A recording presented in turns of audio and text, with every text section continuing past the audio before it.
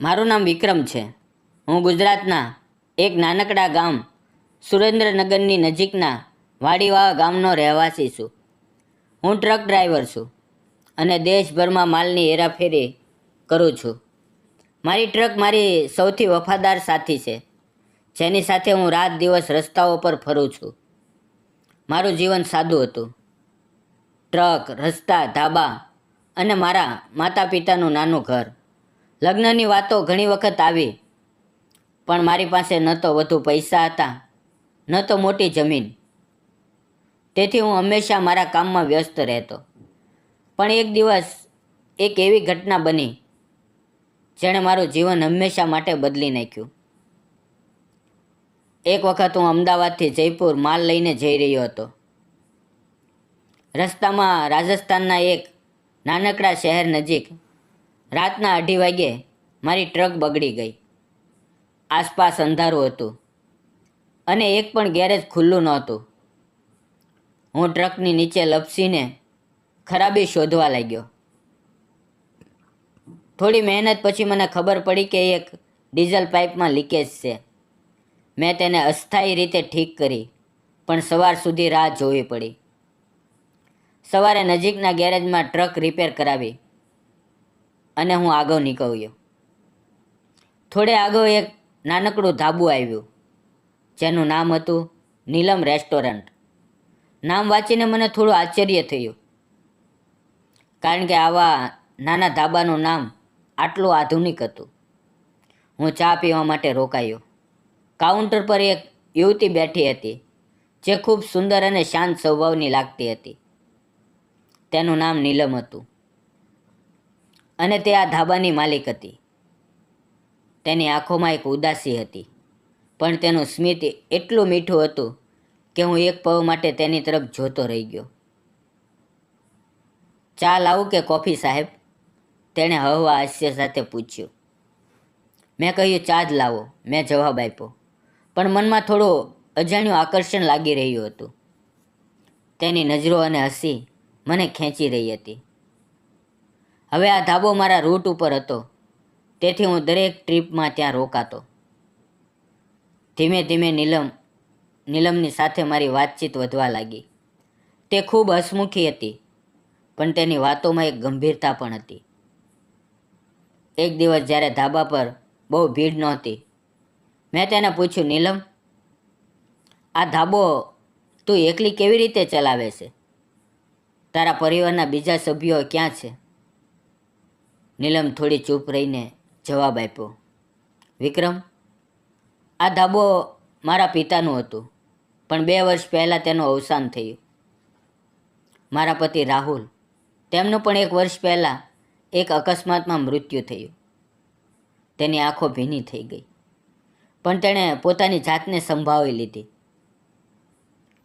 રાહુલ આ ધાબુ ચલાવવામાં મારી સાથી હતો. તે ખૂબ મહેનતુ હતો, પણ હવે હું એકલી જ આ ધાબુ ચલાવું છું, કારણ કે આ મારા પિતાની નિશાની છે. આ સાંભળીને મારું દિલ ભારે થઈ ગયું. મેં નીલમને સાંત્વના આપવાનો પ્રયાસ કર્યો અને કહ્યું, નીલમ, તું ખૂબ હિંમતવાળી છે. આટલી મુશ્કેલીઓ વચ્ચે પણ તું આ ધાબુ ચલાવે છે, તે એક ખૂબ મોટી વાત છે. તેણે એક હળવું સ્મિત આપ્યું, પણ તેની આંખોમાં એક ખાલીપણું હતું. દિવસો પસાર થતા ગયા અને હું નીલમ સાથે વધુ ને વધુ જોડાતો ગયો. હું તેને મારી ટ્રકની મુસાફરીની વાતો કહેતો, કેવી રીતે હું હિમાલયના પહાડો, ગોવાના દરિયાના કિનારે અને રાજસ્થાનના રણમાં ફરું છું. નીલમની આંખો ચમકી ઉઠતી. તે કહેતી, વિક્રમ, મને પણ એક દિવસ આ બધું જોવું છે. રાહુલ હંમેશા કહેતો કે અમે સાથે મળીને દેશભર ફરશું, પણ તેનું સપનું અધૂરું રહી ગયું.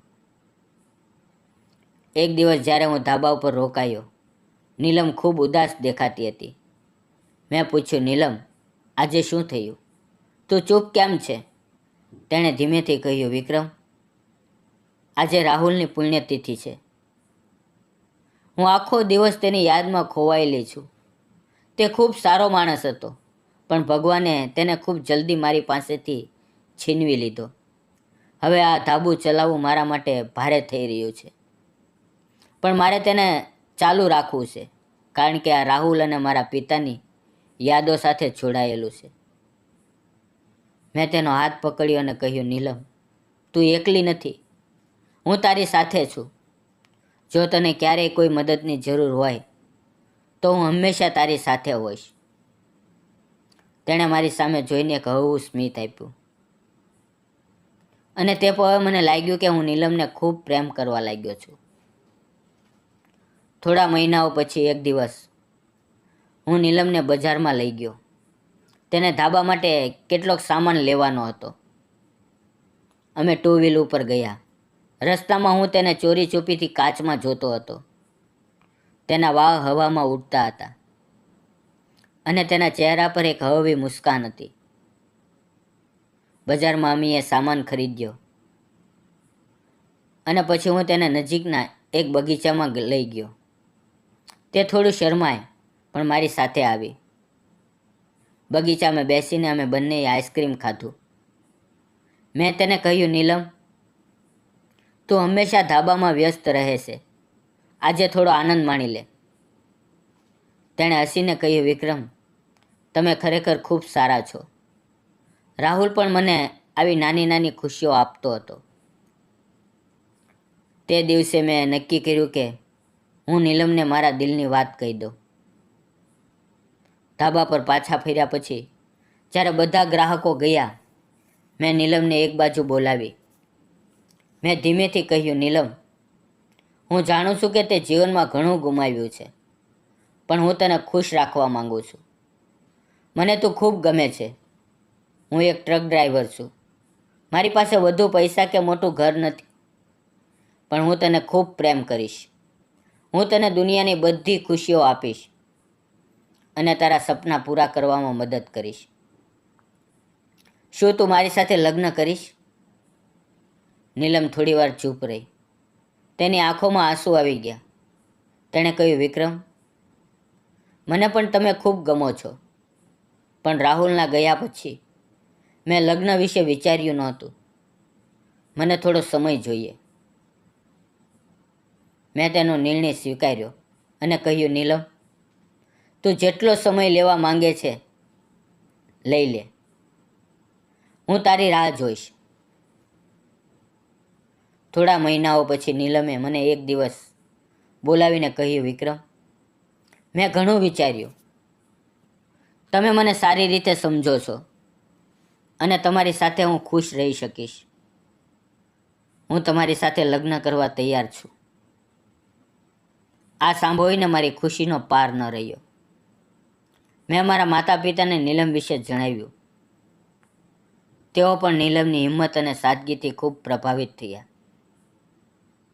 નીલમે તેના ગામના લોકો અને નજીકના સગા સંબંધીઓને અમારા લગ્ન વિશે જણાવ્યું. દરેકે અમને આશીર્વાદ આપ્યા. અમારા લગ્ન નજીકના એક મંદિરમાં થયા. નીલમે ધાબાનું સંચાલન એક મેનેજરને સોંપી દીધું, જેથી તે મારી સાથે ટ્રકની મુસાફરીમાં જોડાઈ શકે. હવે અમે બંને સાથે મળીને હિમાચલના પહાડો, ગોવાના દરિયા કિનારે અને રાજસ્થાનના રણમાં ફર્યા.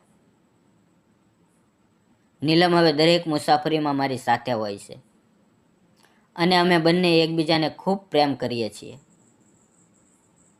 નીલમે રાહુલની યાદોને હંમેશા પોતાના દિલમાં સાચવી રાખી, પણ હવે તે નવા જીવનમાં ખુશીઓ શોધી રહી છે.